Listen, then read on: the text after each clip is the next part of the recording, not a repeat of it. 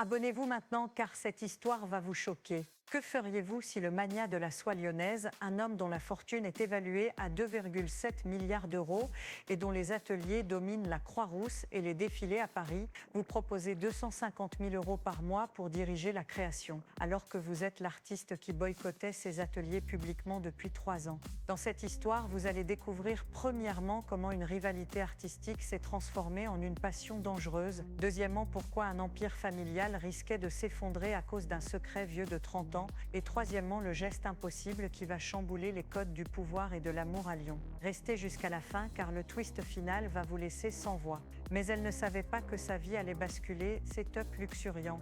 15 Morel avait 48 ans, un costume sur mesure pour chaque jour de la semaine et un empire textile qui tirait ses racines des canuts de la Croix-Rousse jusqu'aux showrooms de la place Vendôme. Propriétaire de Maison Morel, il possédait des ateliers historiques, des usines technologiquement avancées près de Villeurbanne et des boutiques à Saint-Tropez. Sa réputation, calculée, impeccablement contrôlée, inébranlable. Sa richesse, 7 milliards d'euros, des immeubles haussmanniens, des chais en Beaujolais et une influence qui franchissait le cercle du CAC 40.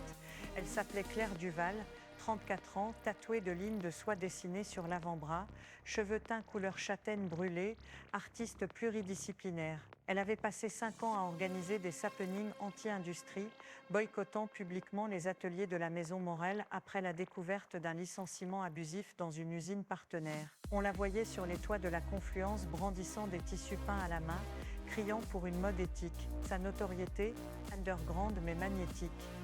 Ce qui la rendait unique, une manière de peindre la soie comme si elle récitait une prière, tactile, sensuelle, dangereuse. Pourquoi recrutait-il celle qu'il avait publiquement défiée? La Maison Morel était sous pression, un nouveau concurrent chinois capait leur part de marché, les commandes des maisons de couture parisiennes chutaient et un investisseur menaçait de fragmenter l'entreprise familiale. L'image devait changer, le produit devait respirer une modernité artistique. Et Claire, malgré son boycott, avait été invité officiellement pour une collaboration. Officieusement, Antoine voulait l'observer, la briser, puis la faire céder. Mais ce qu'il allait découvrir allait tout changer. Si vous aimez ces histoires de pouvoir, likez cette vidéo.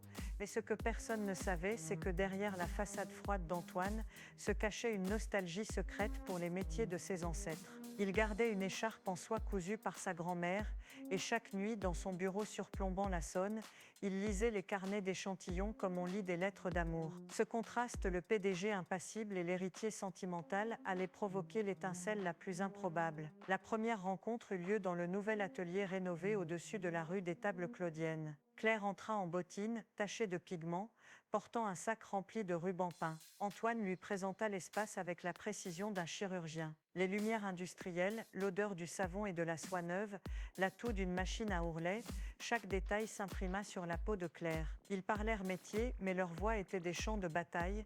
Elle lui dit « Vous avez détruit la dignité du métier ». Il répondit « J'essaie de la sauver ».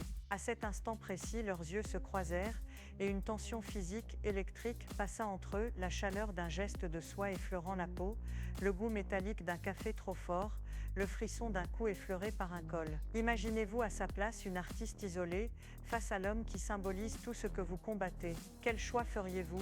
Commentez votre PDG français préféré. Leur collaboration commença comme une trêve fragile. Claire imposa des ateliers ouverts, des artisans invités et une série de performances où les ouvrières elles-mêmes peignaient des échantillons. Sous la pression médiatique, Maison Morel reprit des commandes. Mais la question fondamentale restait, que risquait-il? Elle risquait sa crédibilité artistique, lui sa légitimité face aux actionnaires. Ce qu'elle va découvrir va changer sa vie quand elle réalise que l'atelier retient quelque chose de plus qu'un savoir-faire. Il recèle des lettres, des documents et une photo qui pourrait ruiner une dynastie. L'instant d'après, tout a basculé quand une travailleuse trouva, coincée dans un vieux rouleau de soie, une enveloppe scellée contenant un registre des salaires modifiés et des contrats clandestins. La rumeur monta, exploitation, favoritisme, la presse s'enflamma. Claire se sentit trahie, Elle croyait être venue pour réparer, pas pour couvrir un scandale. Mais ce qu'il ne savait pas, c'est que son geste de transparence allait provoquer une vague plus large. Commentez, à votre avis, que devrait-elle faire? La crise força un huis clos. Antoine, incapable de nier, demanda à Claire de rester en tant que directrice créative provisoire le temps d'une enquête interne. Ils furent contraints à la proximité, réunion nocturne dans le salon lambrissé du siège, dégustation de vin de Beaujolais pour apaiser les artisans, promenade silencieuse le long des quais sous le vieux pont de la Guillotière. La vulnérabilité apparut chez Antoine, il parla de son père, qui avait sacrifié sa santé pour sauver l'atelier pendant la guerre économique des années 90, et de la peur de voir s'effondrer ce qui avait nourri sa famille pendant des générations. Claire confessa sa colère, sa mère avait perdu son emploi dans une usine concurrente, elle avait juré de ne plus marcher dans un atelier qui piétinait les droits. La nuit où il dînait dans un petit château prêté pour une soirée client, la table était dressée dans une salle couverte de tapisserie. Une violoniste jouait, le vin coulait et la conversation s'étiola. Le contact de leurs mains sur une nappe froissée provoqua une montée, presque un baiser, retenu par l'éthique, par le regard d'un partenaire d'affaires. La scène était comme une peinture, l'une se reflétant sur la soie, souffle partagé, parfum d'ambre et de jasmine. Dites-nous, croyez-vous aux secondes chances? Les spectateurs sur les réseaux se déchaînèrent, divisant la sympathie entre l'artiste et le magnat. Mais soudain, un secret éclate qui va tout détruire. On découvre que le registre retrouvé est falsifié, pas par Antoine, mais par un délégué syndical en quête de pouvoir. La vérité fit l'effet d'une onde, la presse se repentit, l'action remonta, mais la confiance entre Antoine et Claire fut compromise. Elle avait cru en sa sincérité, lui avait cru en son jugement.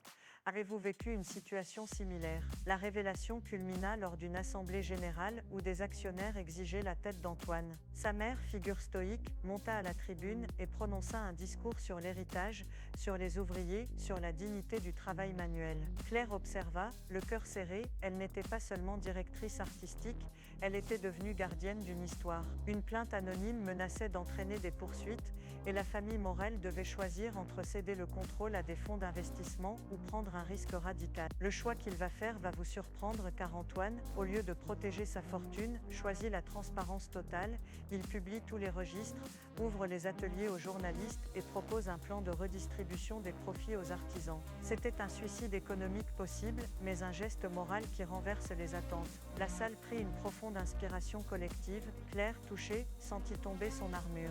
Ils s'effondrèrent l'un vers l'autre dans une alcôve de soie, un baiser enfin libéré, mêlant goût de vin, papillotement d'adrénaline et chaleur humaine après des mois de guerre. La passion était contenue mais vraie, l'amour à la fois cathartique et politique. Résolution finale CTA, 7:30, 9 mines. Et maintenant, la révélation finale, la lettre trouvée dans le rouleau de soie, n'était pas un instrument de ruine, mais un aveu d'amour, une confession du père d'Antoine à sa mère, rédigée sur un morceau de tissu, expliquant un don caché aux ouvriers pendant une grève. Le registre falsifié, un piège orchestré par un concurrent désirant affaiblir Maison Morel. Anticonstitutionnel, vil, mais révélateur d'un monde où le pouvoir se joue dans l'ombre. Cette vérité permit à Antoine de revenir plus fort, mais surtout elle permit à Claire et à lui de forger une alliance authentique. Elle accepta le poste définitivement, à condition de créer un fonds d'innovation textile participatif et d'ouvrir des bourses aux jeunes artisans de Lyon. Il fit une déclaration publique au pied de la basilique de Fourvière. Il parla de réparation, d'art et d'amour. Il défit l'écharpe de sa grand-mère et la passa à Claire en signe d'union, geste simple, intime, une promesse tissée. Ils organisèrent une cérémonie dans un petit château de la région, entouré des artisans et des habitantes de la ville. Ce n'était pas un mariage fastueux pour la presse, mais une fête de la communauté. Cette histoire vous a touché? Laissez un cœur rouge si vous croyez à l'amour. Abonnez-vous pour découvrir chaque jour les secrets des PDG français. Activez la cloche car la prochaine histoire va vous stupéfier. Et vous, quelle est votre histoire d'amour impossible? Partagez-la en commentaire. Croyez-vous aux secondes chances en amour et en affaires? Quel PDG français vous fascine le plus? À votre avis, que devrait-elle faire si la tempête revient? Récapitulatif, le magnat de la soie lyonnaise, 2,7 milliards.